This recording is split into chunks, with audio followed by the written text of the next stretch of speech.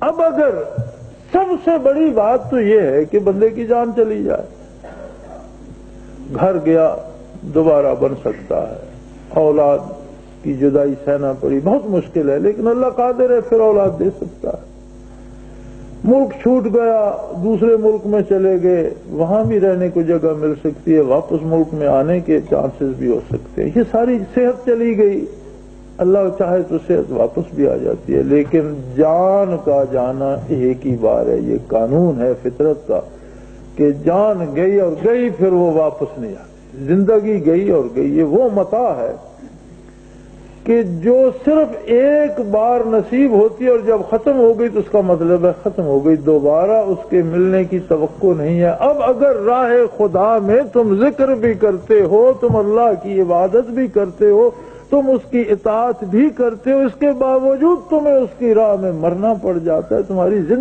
زندگی ہار جاتے ہو، اللہ کریم فرماتے ہیں تو تم شکر نہیں کرتے کہ اللہ کی راہ میں زندگی ہارنے والا مرتا نہیں بلکہ موت کو بھی شکست دے جاتا ہے۔ یعنی یہ واحد فلسفہ ہے کہ اس سے موت بھی شکست کھا جاتی ہے اور وہ اس قدر زندہ ہو جاتا ہے کہ اسے مردہ کہنا شرعاً حرام ہے۔ وَلَا تَقُولُوا لِمَن يُقْتَلُ فِي سَبِيلِ اللَّهِ أَمْوَاتٌ، خبردار مت اسے مردہ کا، اس کا مردہ کہنا جو بات جس کام سے قرآن کی آیت منع کرے وہ حرام ہوتی ہے، اور جس کام کے کرنے کا حکم قرآن کی آیت دے وہ واجب اور فرض ہوتا ہے۔ تو یہ مردہ کہنا حرام اور زندہ ماننا واجب اور فرض ہو گیا۔ عجیب بات ہے، یہاں صرف یہ نہیں کہا کہ مردہ نہ کہو، فرمایا بل احیاء، وہ زندہ ہے۔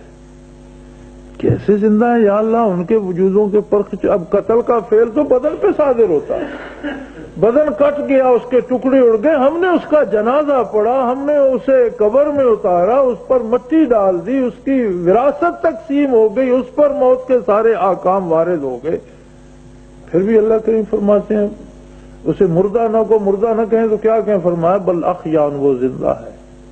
یہ احکام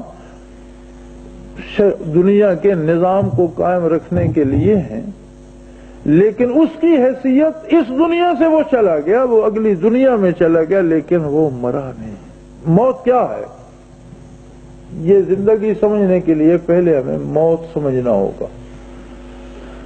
موت کو سمجھا ہے غافل اختتام زندگی، اور ہے یہ شام زندگی صبح دوام زندگی۔ موت زندگی کا خاتمہ نہیں ہے، موت زندگی کی وہ ابتدا ہے کہ جہاں سے شروع ہو کر زندگی کبھی ختم ہی نہ ہوگی۔ موت سے پہلے جتنے زندگی کے پہلو ہیں ان کے عرصے محدود ہیں، شکم مادر میں محدود عرصہ ہے، زمین کے سینے پر محدود عرصہ ہے، لیکن دنیا کی زندگی سے گزرنا ایسا ہے، عالم امر میں ارواح تھی، وہاں سے صلب پدر یا شکم مادر میں آئی تو عالم امر کی زندگی ختم ہو۔ شکم مادر کی زندگی صرف روح کی نہیں، روح اور بدن کی مل کر شروع ہوئی۔ شکم مادر سے دنیا میں قدم رکھا تو وہ جگہ خالی ہو گئی اور اس کی وہ زندگی ختم ہو گئی، وہ اس کی وہاں موت ہے جو یہاں پیدائش ہے۔ یہاں کی موت برزخ کی ولادت ہے، جیسے وہ جگہ خالی ہوئی تھی ایسے یہ دنیا کا پیٹ، اس سے دنیا کا زمین کا سینہ، اس سے زمین کی پیٹھ خالی ہو گئی اور یہ برزخ میں وارد ہو گیا۔ موت کیا ہے؟ موت روح کا وہ تعلق جو بدن کو امور دنیا کے کرنے کی توفیق دیتا ہے اور اس میں حیات دنیاوی کا سبب بنتا ہے، وہ تعلق منقطع کر دیا جاتا ہے۔ روح ملنے کے بعد بدن سے بچھڑتی نہیں ہے،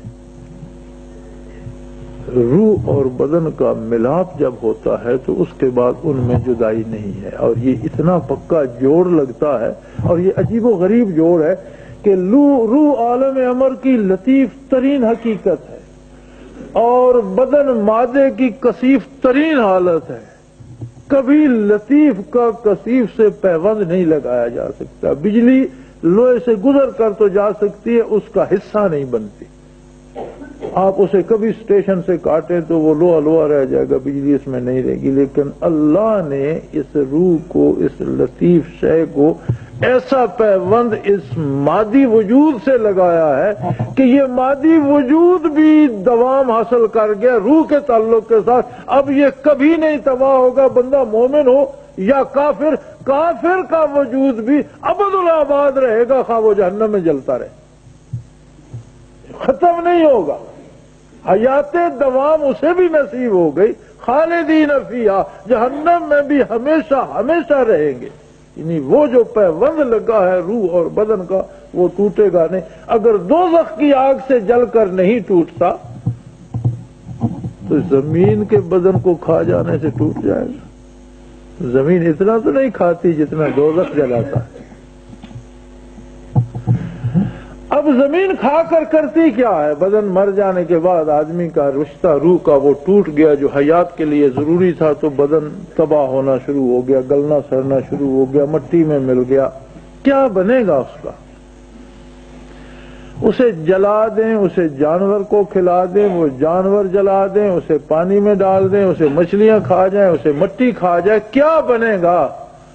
آخر ایٹم بنیں گے اس کے. اس سے آگے تو مادہ کہیں نہیں نہ جاتا. تو پہلے کیا یہ ٹھوس بدن تھا؟ پہلے بھی تو ایک ایک اس کا ایٹم تقدیر باری نے کہاں کہاں سے چنا. ایک لقمہ جو ہم کھاتے ہیں اس میں جو دال، آٹا، چاول، نمک، مرچ، گرم مسالہ اور اس میں جو چیزیں ہیں وہ آپ نے دیکھی کہاں کہاں سے آئی ہیں. دارجلنگ کا گرم مسالہ تو یہاں کھا رہا ہے، اور کہیں کی شکر تو یہاں پی رہا ہے، بنگال کا چاول تو یہاں کھا رہا ہے. تو کیا یہ سارا اتفاق ہے؟ نہیں.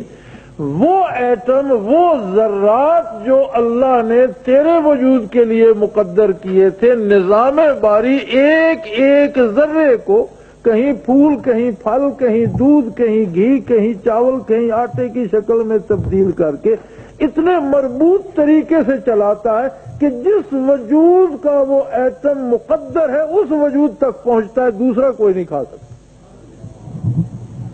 یعنی جو روح اس نے ماں کے پیٹ میں بھیجنی ہے اس کے اجزاء کو طویل عرصے سے پروسیس کر کے، اب ایک گھاس اگتی ہے اسے ایک جانور کھاتا ہے، وہ جانور دودھ دیتا ہے، اس میں سے مکھن نکلتا ہے، کسی کیسے میں لسی آئی، کسی نے مکھن پیا، کوئی وہ جانور ذبح ہوا تو اس کا گوشت اس نے کھایا، اس کے ایٹم تب تک اس گوشت میں محفوظ تھے. اگر لوگ ایک دوسرے کا کھاتے تو یا پہلے والے سارا کھا کر مر گئے ہوتے، آج تک کسی کو کھانے کا بھی نہ ملتا. انسانی مزاج آپ کو پتا ہے، کوئی باقی چھوڑ کر جاتا کہ پچھلے کھائیں گے. ہر بندہ وہی ذرات کھا سکتا ہے جو اس کا اپنا حصہ ہے. یہ خاندانی منصوبہ بندی والوں کو بلا وجہ فکر ہے. یہ ایسا مربوط نظام ہے. اصل حق یہ ہے کہ ہم وسائل ضائع کرتے ہیں، لوگ بھوکے مرنے لگتے ہیں تو ہم کہتے ہیں بندوں کو پیدا کم ہونا چاہیے. اپنی کوتاہیوں پہ نظر نہیں جاتی، پیدا تو اس کے حساب سے ہوں گے، کوئی نہیں روکے گا. ظلم یہ ہے کہ اللہ نے جو وسائل دوسری مخلوق کے لیے پیدا کیے انہیں ایک ایک بندہ ہڑپ کر جاتا ہے. اب اس پہ پابندی کوئی نہیں لگاتا کہ جس کا گھر بہ گیا اسے 5,000 ملے، اور ان گھروں کو دیکھنے کے لیے وزیر اعظم کے لیے 1 ارب کا جہاز آیا. 1 ارب روپیہ ایک بندے کے لیے، جس کے پاس پہلے جہازوں کا بیڑا ملک کے پاس موجود ہے، فضائی اس کا PIA کا بھی اور بے شمار جہاز فوجی بھی، ان میں سے کسی پر بھی بیٹھ کر وہ سب کچھ کر سکتا تھا. ایک بندے کے لیے تو 1 ارب کا 100 کروڑ کا ایک جہاز آئے، اور ایک خاندان کا گھر بہ جائے اسے 5,000 دیے جائے. منصوبہ بندی کی ضرورت یہاں ہے یا پیدائش پر ہے؟ منصوبہ بندی تو وسائل کی ہونی چاہیے کہ اللہ نے جتنے بندے پیدا کیے ہیں اتنے وسائل بھی اس مٹی کو دیتا ہے.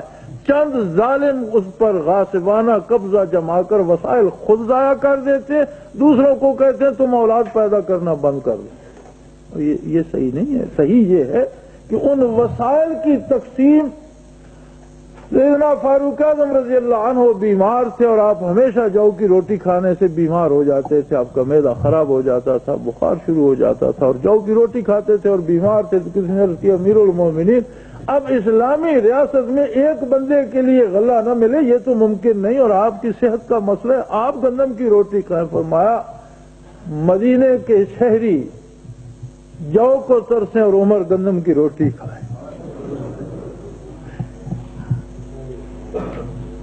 صحت رہے یا نہ رہے مجھے ان کے ساتھ کھڑا ہو کر اللہ کے روبرو حساب دینا ہے۔ جو عام شہری کو چیز ملتی ہے وہی عمر بھی کھا سکتا ہے، زندہ رہے یا مر جائے۔